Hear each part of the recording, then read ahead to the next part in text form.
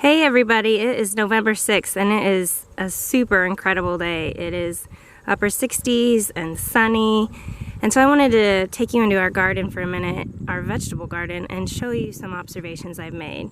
So you can see, before we go in there, we still have some annuals blooming. A lot of these just self-sow from year to year.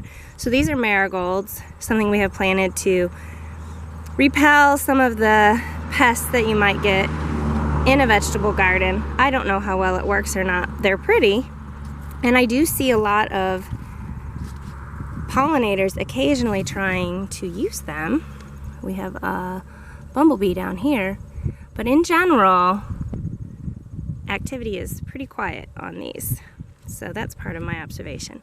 So let's go on in.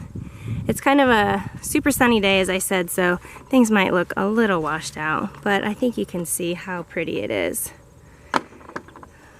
We've gotten all these wood chips for our paths for free from a local tree service, which is awesome. When people need their trees cut out, then the tree service has to get rid of the wood chips, and if you're lucky and live in a zone where they're traveling through, they'll drop them off at your house, and then all you have to do is move them. So that's what we've done.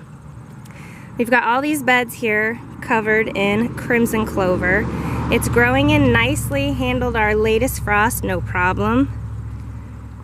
I'll show you some crimson clover that we got in a lot earlier. It's in the shade right now because our maples aren't completely de-leafed, but you can tell that's got quite a bit of head start, but it seems like the other ones are going to be fine, and then our soil will be protected for the winter, and this overwinters generally just fine, even in really cold years, and then it'll flower the next spring, which is a great bee food. Now we have over here some calendula, which always self-sows. We use that in soap. I know a lot of people use it in their salve because it's got some nice qualities for your skin. These are some annuals. I'm not quite sure what they are. They were in a little seed packet that was sent to us. Maybe they're even perennials to help the bees. And I put it in the garden since I know they're not native to here, and that way I can monitor them. And these were covered in bees for a while, but it looks like the nectar's been used up because nobody's over there. Now here you can see we have another nice patch of calendula, really hardy. And over this way, which is our big squash patch, we have another really great calendula patch. But in general, there's not many things on it. I see bees flying around it, butterflies, and then they just leave right away. So we're gonna go back to this back part of the garden, which is a little bit wild. We're redoing some of this zone here this year because it's a wetter part of our garden, and so it doesn't meet the needs of a standard garden. We're also moving our compost piles into the garden. It used to be outside of the fence, so now it's going to be so much closer, and we're very excited.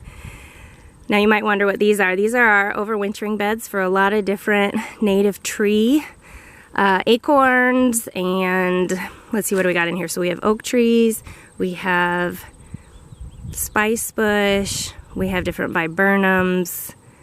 In this bed here, we have different dogwoods, willows, redbuds. They're going to overwinter in here, and we're going to see how they do. You can also see our huge asparagus forest. But we're going to walk right back here into the crazy wild part because I want to show you a special plant. Now, a lot of those annuals that I was pointing out, or our garden non-native flowers, they have pollinators on them here and there, but not like this. Now this plant here, you just saw that guy fly off because there's one of these plants right next to me. This is old field aster, or all aster, and it is covered in flies, honeybees, bumblebees, native carpenter bees, sweat bees, bees I don't have any idea what they are, but they all are just hopping from one flower to the next because I think there's not quite enough of these flowers here.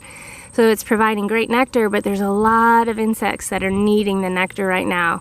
So I don't think a flower just produces a never-ending stream of nectar, but we do have a couple of these. So there's one here, there's one over here, which we were just looking at. And then if we look down into our super crazy zone, you can see our old strawberry and blueberry bed, which we are moving. There's more of these down there. And so being early November and being warm, these flowers are providing a super source of food for all of these pollinators. It's a very common aster. You can find seeds of it in any natural area where you visit. If you come to our house, you can have some seeds.